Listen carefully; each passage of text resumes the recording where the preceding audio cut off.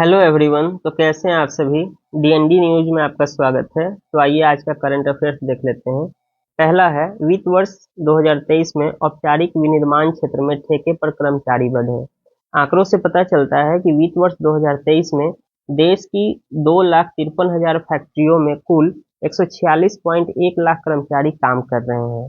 भारत में ठेके पर काम करने वाले कर्मचारियों की संख्या बढ़ी है। सांख्यिकी एवं कार्यक्रम क्रियान्वयन मंत्रालय द्वारा बुधवार को जारी उद्योगों के सालाना सर्वे के आंकड़ों के मुताबिक वित्त वर्ष 2023 में औपचारिक विनिर्माण क्षेत्र में काम करने वाले हर 5 में से 2 कर्मचारी ठेके पर काम कर रहे थे।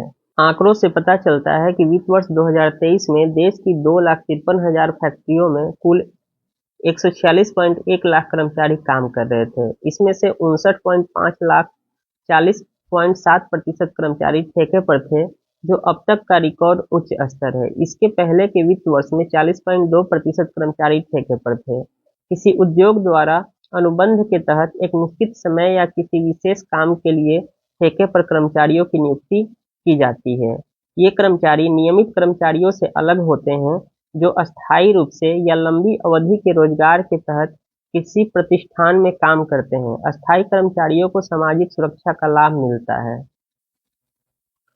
जिन राज्यों में ठेके पर काम करने वाले कर्मचारियों की संख्या अधिक रही है, उसमें बिहार 68.6%, तेलंगाना 64.5%, उत्तराखंड 57.7%, उड़ीसा 57.3% और महाराष्ट्र 53.4% प्रमुख हैं। वहीं कार्यबल में कम ठेका श्रमिकों वाले राज्यों में केरल 23.8%, तमिलनाडु 24.5%, पंजाब 29.8%, हिमाचल प्रदेश 32.5% और कर्नाटक 33.9% शामिल हैं। नेक्स्ट न्यूज है, एडीबी ने भारत के फॉसिल फ्यूल सब्सिडी सुधारों की सराहना की। एलपीजी के लिए सब्सिडी में वृद्धि हुई है और अब लक्ष्यीकरण में सुधार करने और गैर जीवाश्म ईंधन खाना पकाने के विकल्पों को विकसित करने के प्रयासों की आवश्यकता हो सकती है। भारत ने 2010 से जीवाश्म ईंधन सब्सिडी सुधार पर एक सुनियोजित हटाओ, लक्षित करो और स्थानांतरित करो दृष्टिकोण के माध्यम से उल्लेखनीय प्रगति की है। एशियाई विकास बैंक की एक नई रिपोर्ट में यह कहा गया है। रिपोर्ट में कहा गया है, भारत 3 प्रमुख नीतिगत कारकों खुदरा मूल्य, कर दरें और चयनित पेट्रोलियम उत्पादों पर सब्सिडी की संयुक्त प्रभाव को सावधानीपूर्वक संतुलित करके तेल और गैस क्षेत्र में अपनी राजकोषीय सब्सिडी को 85% तक कम करने में सक्षम रहा है। 2013 में $25 अरब के अस्थिर शिखर से 2023 में $3.5 अरब तक आ गया है। अपनी एशिया प्रशांत जलवायु रिपोर्ट में एडीबी ने कहा कि भारत ने पेट्रोल और डीजल पर सब्सिडी धीरे धीरे समाप्त की है। यह आंकड़ा 2010 से 2014 तक का है और करों में क्रमिक वृद्धि की है 2010 से 2017 तक। इसमें नवीकरणीय ऊर्जा, इलेक्ट्रिक वाहनों और बिजली के बुनियादी ढांचों को मजबूत करने के लिए सरकारी समर्थन बढ़ाने के लिए राजकोषीय गुंजाइश बनी है। नेक्स्ट न्यूज है, दुनिया के सबसे बड़े डायनासोर के कंकाल की नीलामी 16 नवंबर को होगी। पृथ्वी पर 15 करोड़ वर्ष पहले विचरण करने वाले सबसे बड़े डायनासोरों में से एक वल्केन के कंकाल की नीलामी 16 नवंबर को पेरिस में होगी। फ्रांसीसी नीलामी कंपनी कोलिन डू बोकेज और बारबरा रोशा ने घोषणा की कि नीलामी में सबसे पूर्ण और सबसे बड़े डायनासोर के कंकाल को रखा जाएगा। नेक्स्ट न्यूज है, डिजिटल अरेस्ट। ईडी ने आरोप पत्र दाखिल किया, साइबर अपराध समन्वय केंद्र ने परामर्श जारी की।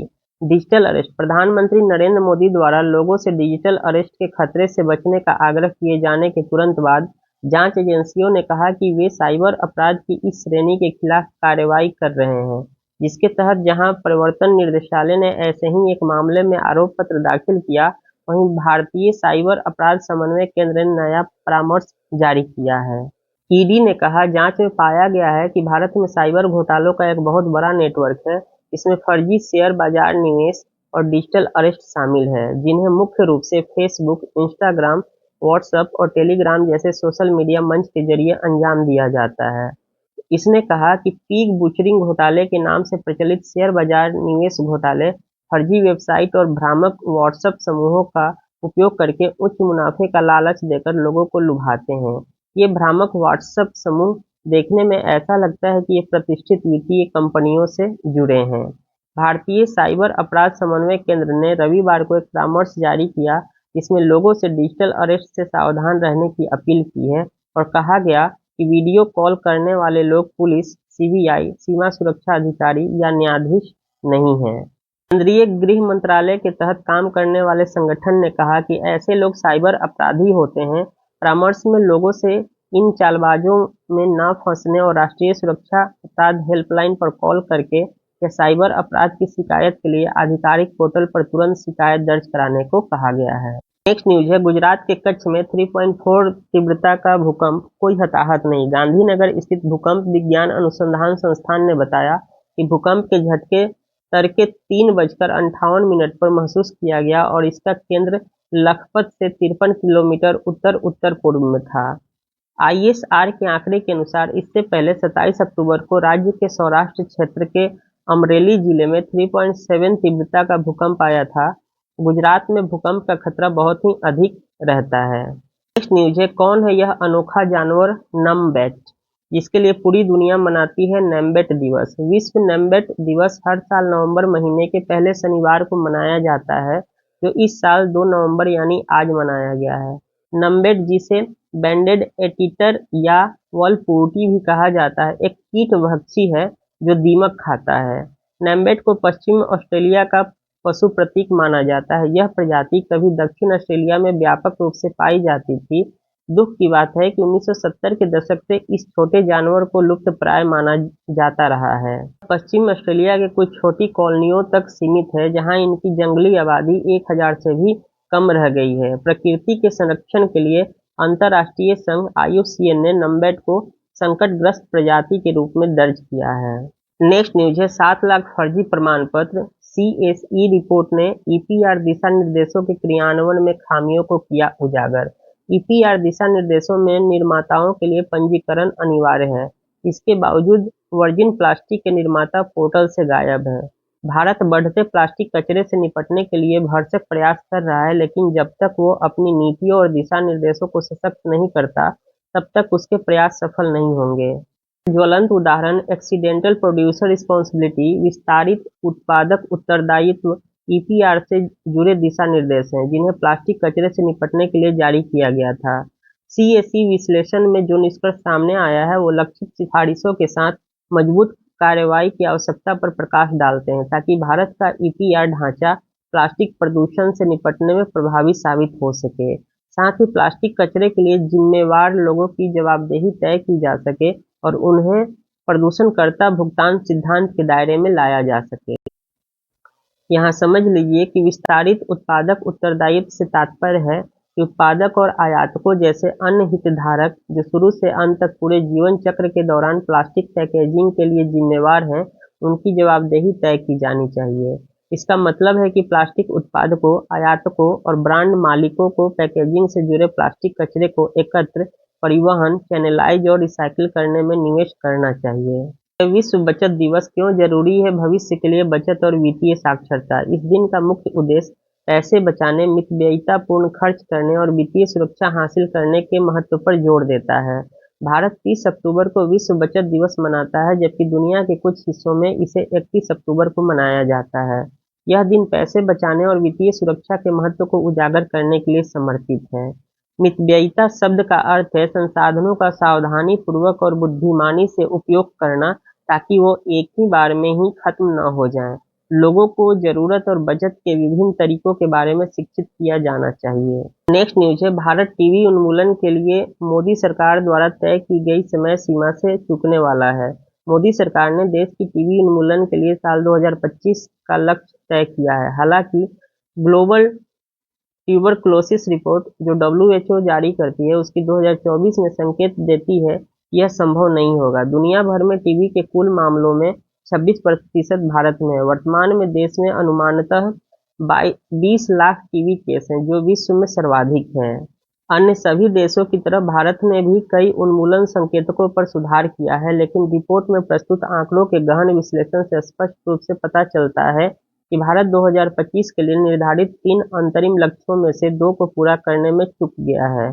और वह भारत सरकार की 2025 की स्वयं की उन्मूलन समय सीमा तथा WHO की 2035 की समय सीमा को पूरा करने से बहुत दूर है। नेक्स्ट है 16 अस्पतालों ने भारतीय स्ट्रोक रोगियों के लिए डिजाइन किए गए संभावित जीवन रक्षक उपकरण का परीक्षण किया।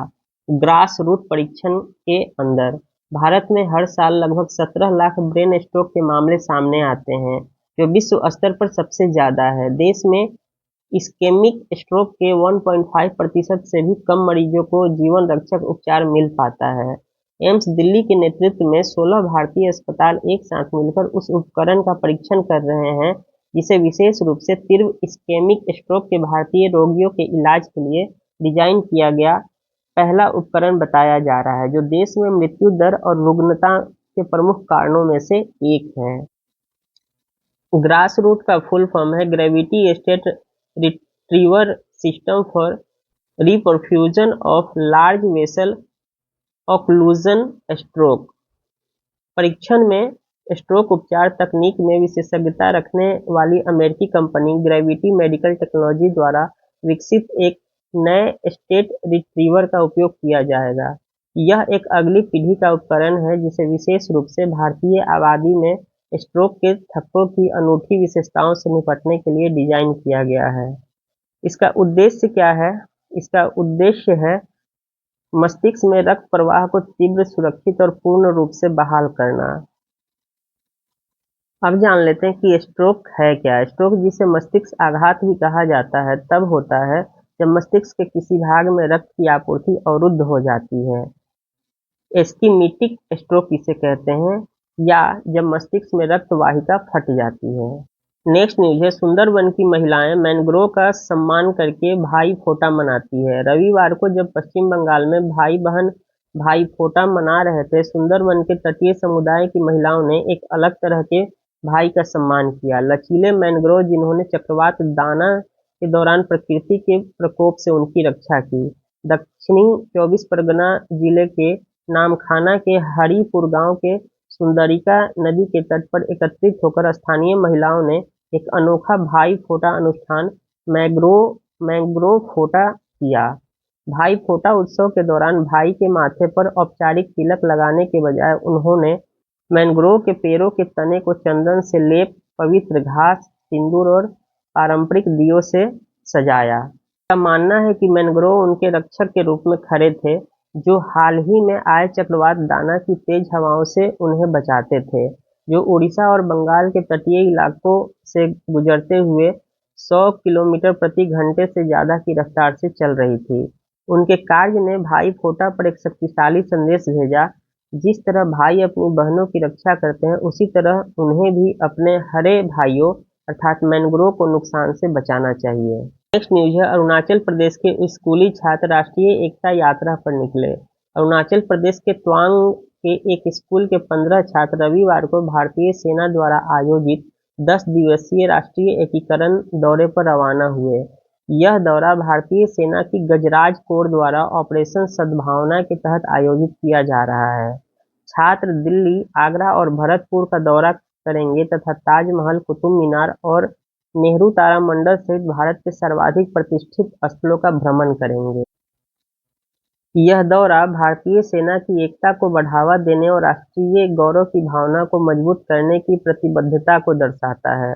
ऑपरेशन सद्भावना के माध्यम से सेना समुदायों को जोड़ने में सफल कर रही है और अगली पीढ़ी को भारत की समृद्ध विरासत, साझा मूल्यों और असीम क्षमता को अपनाने के लिए प्रोत्साहित कर रही है। यह दुर्लभ सांपों की खोज से दुधवा राष्ट्रीय उद्यान की समृद्ध जैव विविधता की पुष्टि हुई। 2 दुर्लभ सांप प्रजातियों की खोज ने दुधवा राष्ट्रीय उद्यान की पारिस्थितिकी समृद्धि को रेखांकित किया है, जिससे संरक्षणवादियों और शोधकर्ताओं में उत्साह है। वन्यजीव विशेषज्ञों के अनुसार हाल ही में प्राप्त सांपों में पेंटेड किलबैक, इसका जो नाम है जेनोक्रोफिस सेरासोगास्टर शामिल है, जिसे उत्तर प्रदेश में आखिरी बार 1 शताब्दी पहले देखा गया था, और एक भूरे रंग का बेल सांप अहतुल्ला प्रशीना भी शामिल है, जिसे पार्क के जंगलों में पहले कभी नहीं देखा गया था। नेक्स्ट न्यूज है हिमालयी हिमनद झीलों के क्षेत्रफल में 2011 से 2024 तक 10.81% विस्तार हुआ है। रिपोर्ट: जलवायु परिवर्तन के कारण हिमालय क्षेत्र में ग्लेशियर, झीलों और अन्य जल निकायों के क्षेत्रफल में 2011 से 2024 के बीच में 10.81% की वृद्धि देखी गई है, जो ग्लेशियर, झीलों के फटने से बाढ़ का बढ़ते जोखिम का संकेत है। केंद्रीय जल आयोग की रिपोर्ट के अनुसार सतही क्षेत्र में 33.7% विस्तार के साथ भारत झीलों में और भी अधिक वृद्धि हो गई है। इसने भारत में 67 झीलों की भी पहचान की है, जिसके सतही क्षेत्र में 40% से अधिक की वृद्धि देखी गई है, जिससे उन्हें संभावित GLFOS के उच्च जोखिम वाली श्रेणी में रखा गया है। श्रेणी में लद्दाख, हिमाचल प्रदेश, उत्तराखंड, सिक्किम और अरुणाचल प्रदेश में सबसे अधिक उल्लेखनीय विस्तार हुआ, जिससे GLOF के बढ़ते खतरे और गहन निगरानी तथा आपदा तैयारी की आवश्यकता का संकेत मिलता है। नेक्स्ट न्यूज है, गोवा विश्व यात्रा मार्ट में पुनर्योजित आध्यात्मिक पर्यटन को उजागर करेगा। गोवा लंदन में आगामी विश्व यात्रा मार्ट में भाग लेगा और तटीय राज्य में पुनर्योजित और आध्यात्मिक पैटर्न और सेंट फ्रांसिस जेवियर के अवशेषों की प्रदर्शनी पर प्रकाश डालेगा। 5 से 7 नवंबर तक चलने वाले 3 दिवसीय कार्यक्रम में दुनिया भर के उद्योग जगत के अग्रणी लोग एक साथ आएंगे, जिससे गोवा को अपने विशिष्ट पर्यटन अनुभवों और अभिनव टिकाऊ यात्रा पहलों को अंतर्राष्ट्रीय मंच पर प्रस्तुत करने का बेहतर अवसर मिलेगा। इस वर्ष की भागीदारी का मुख्य आकर्षण पुनर्योजित पर्यटन की अवधारणा है। स्थिरता से आगे का एक कदम है, जो गोवा की प्राकृतिक और सांस्कृतिक संपदा को सक्रिय रूप से पुनर्जीवित करने और बढ़ाने पर केंद्रित है। नेक्स्ट न्यूज है, प्रधानमंत्री मोदी ने डूमा बोको को बोत्सवाना का राष्ट्रपति चुने जाने पर बधाई दी है। प्रधानमंत्री नरेंद्र मोदी ने रविवार को डूमा बोको को बोत्सवाना का राष्ट्रपति चुने जाने पर बधाई दी और कहा कि वह द्विपक्षीय संबंधों को और मजबूत करने के लिए साथ में मिलकर काम करेंगे। अम्ब्रेला फॉर डेमोक्रेटिक चेंज के राष्ट्रपति पद के उम्मीदवार डूमा बोको को पिछले सप्ताह बोत्सवाना का 6ठा राष्ट्रपति घोषित किया गया। नेक्स्ट न्यूज है, सामाजिक संगठन ने यमुना को बचाने और पुनर्जीवित करने के लिए अभियान शुरू किया। दिल्ली NCR और ब्रज क्षेत्र में यमुना नदी की सफाई और कायाकल्प के लिए एक साल तक चलने वाले अभियान की शुरुआत रविवार को राष्ट्रीय राजधानी में एक सामाजिक संगठन द्वारा की गई। अभियान का नाम है वृक्षाटन महायज्ञ। भाई दूज के अवसर पर यमुना संसद के संयोजक रविशंकर तिवारी द्वारा शुरू किया गया था। नेक्स्ट न्यूज है, CM सुक्खू ने हिमाचल के किन्नौर में बालिका आश्रम की प्रत्येक बालिका को 25,000 रुपये देने की घोषणा की। मुख्यमंत्री सुखविंदर सिंह सुक्खू ने हिमाचल प्रदेश के किन्नौर जिले में बालिका आश्रम के दौरा किया और आश्रम में रहने वाली प्रत्येक बालिका को दिवाली पर 25,000 रुपये देने की घोषणा की। सुक्खू ने कहा कि हिमाचल प्रदेश देश का पहला राज्य है जिसने अनाथ बच्चों के कल्याण और अधिकारों को सुरक्षित करने के लिए विशेष रूप से कानून बनाया है। मुख्यमंत्री ने कहा, ये कानून यह सुनिश्चित करते हैं कि सभी अनाथ बच्चों को शिक्षा, स्वास्थ्य देखभाल और अन्य आवश्यक जरूरतों सहित व्यापक सहायता मिले, जिससे उन्हें बेहतर भविष्य बनाने में मदद मिलेगी।